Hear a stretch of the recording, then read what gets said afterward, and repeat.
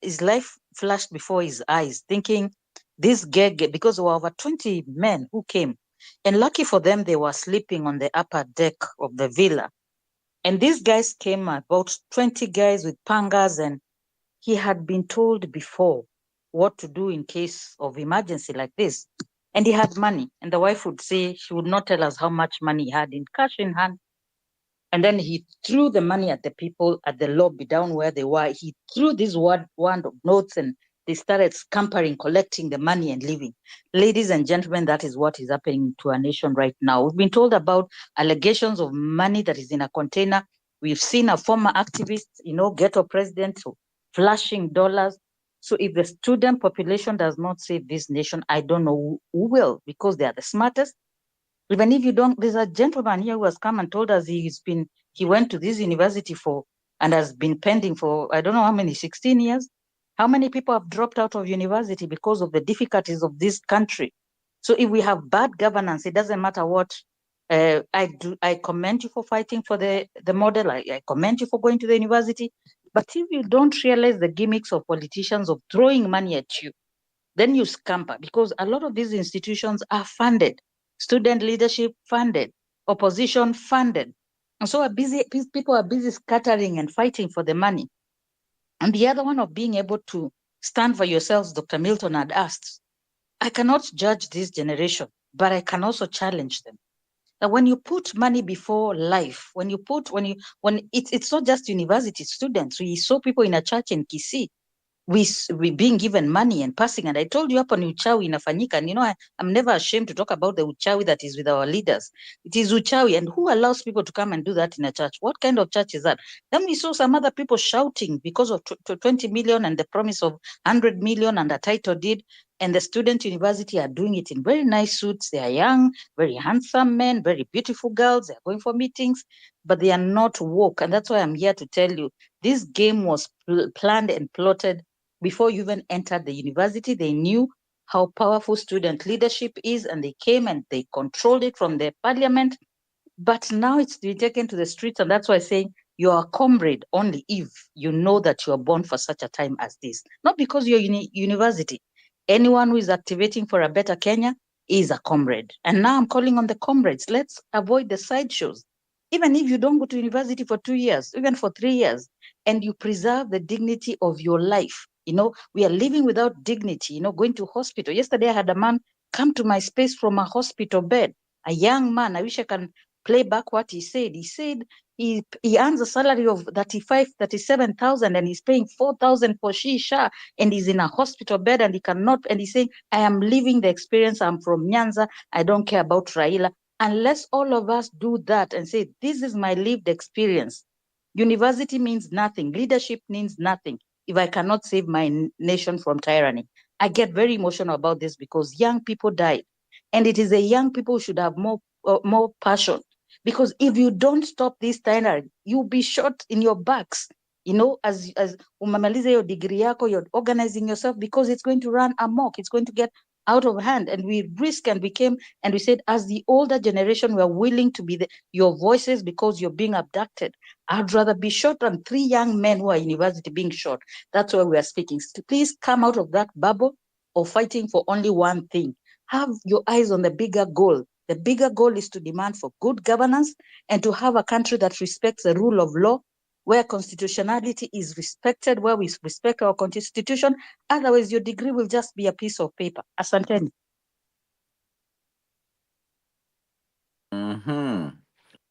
Thank you so much, Redemptor, for that. And I don't have anyone to add. Dr. Milton, go ahead. Um, Redemptor has spoken to something that I wanted to come out, and that is the fact that we we live in a reality where degrees have become pieces of paper because generations that should have done their part did not speak for fear that while they were in school, like now, and that is what I see with the student leaders of the present day, that their degrees will turn out into pieces of paper, and those like those that were sitting were being bought and given 20,000, to sell out their comrades when this unfair university funding model was being rolled out, never spoke. Or simply because they're not woke, as Redemptor says, that when bad policies are being enacted, they are being called and they are gagging their colleagues from fighting for that which is right. Because at the end of the day, when you leave campus and you come out here, you would realize that you were better off had you stood to fight for what is right. So when a member of parliament, when Ruto comes from State House or sends Itumbi and others, and they tell you how important you are, so that you can stop your colleagues from coming out. You know what? They're just using you. That is exactly what Redemptor is talking about. So I want to plead with this generation of student leaders. You have the benefit of technology that the James Orengos and Kiraitu Murungis and others did not have when they were doing it in the 80s. Today, all you need to do is to use the technology and harness the social media power to say that you're not going to sell your comrades, because by so doing you're selling your whole country, and tomorrow when you come out of campus you will not be relevant in the eyes of that leadership, and nobody will look at you, because there will be no job for you to do, there will be no income for you, and the end result will be you end up in the changa dens, and there will be no difference between you and that person who never left the village to go get the education that you have. And you will become a statistic, one of the many of those that went to campus and they went to university and they earned degrees and got good grades. But in the end, what did they end up becoming? Because of the lack of opportunity, they are wasting and rotting in the neighborhoods, drinking cheap liquor, and they have nothing to show for their education and for everything they did, simply because somebody conveniently felt that selling out their country or their comrades will not affect them in the future. You have to rise up. You are the generation that we are talking about.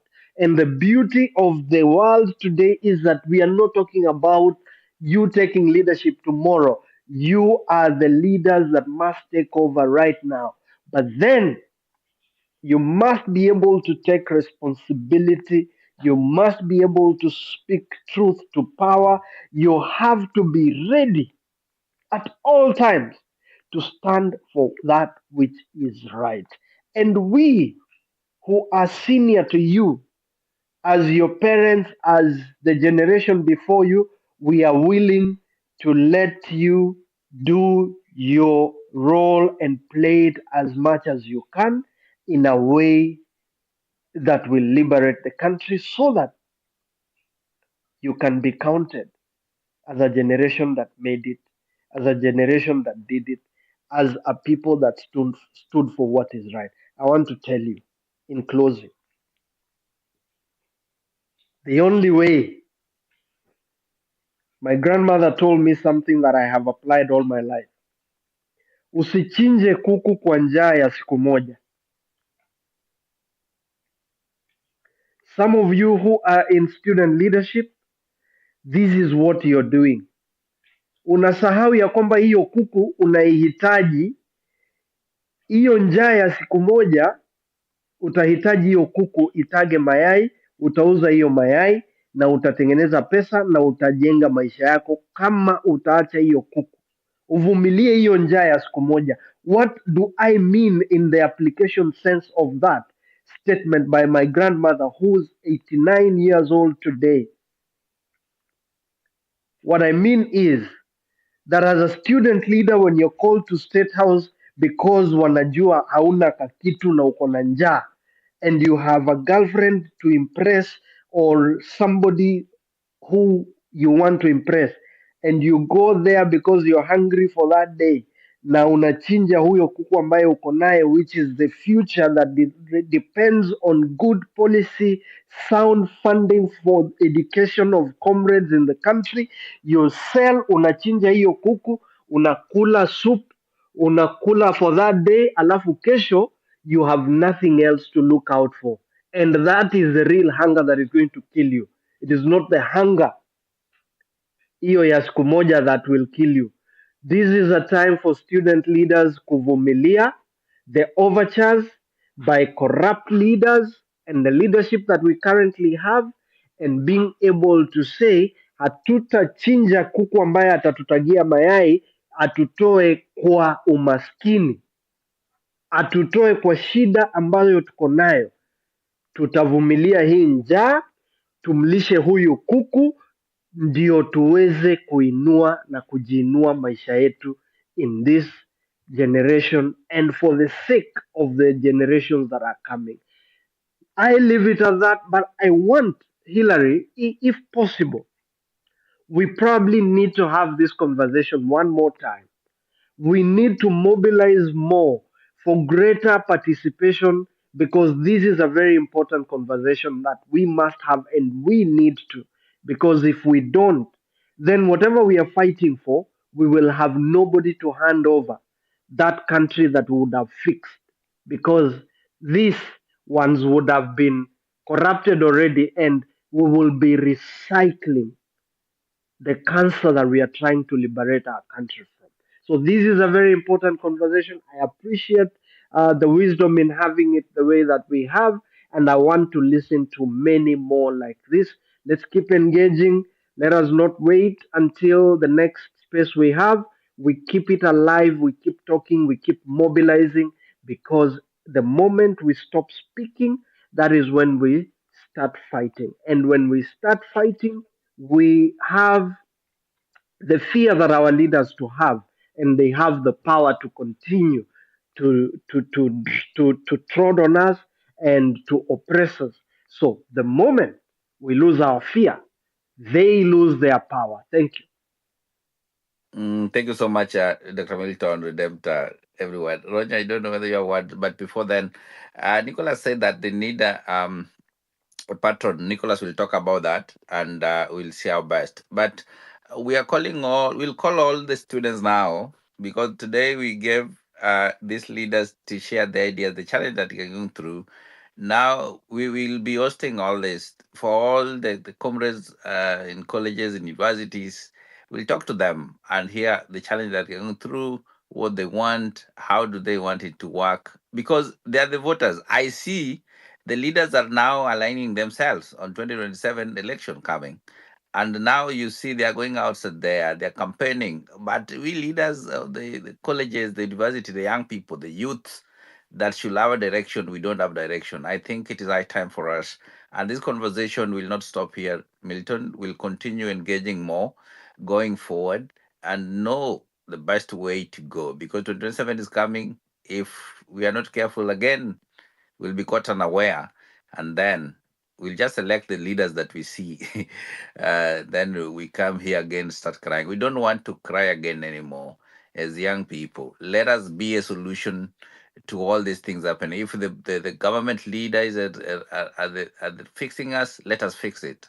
If it is in they are coming, the model, the funding model is not working in colleges, universities, let us see how we can fix it. But this can be fixed when all of us we are on board, and we have a boat that taking us together. Say that all this, I want to believe that we want to wind up at this moment. And thank you so much, guys, for joining. Every Sunday, the pressure point is here, and we are talking about alignment of 2027 next week. Welcome on board. Follow each other all the time. Let us have conversation outside even the spaces. Let us connect and see how best we can do this. And I usually say this: connect to each other. Let us be brothers keepers, sisters keeper. Let us know what is happening on the grassroots, from the village to the national level. and to the national level, to the villages, so that we can connect. Most of the young people, let us be vigilant and let us see what is happening. Let us be together always, and may God bless us till Sunday, same time, same place, here at the pressure point. May God bless you. A wonderful time. Bye.